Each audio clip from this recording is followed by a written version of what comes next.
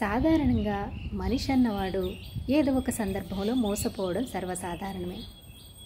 కొంతమంది వాళ్ళ యొక్క అమాయకత్వంతో మోసపోతూ ఉంటారు. కానీ కొందరు వారి యొక్క అతి మంచితనంతో మోసపోతూ ఉంటారు.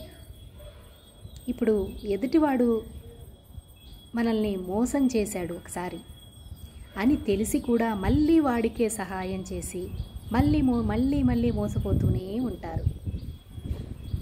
ఈ విధంగా మీరు ఇంత మంచితనంగా ఉండడం అనేది వ్యర్థమండి. ఎందుకంటే మీరు అంత మంచితనంగా ఉండడం వలన మీకేమీ మేకతోలు తెచ్చి కప్పి సన్మానాలు ఏమీ చేయరు. అర్థమవుతుందా?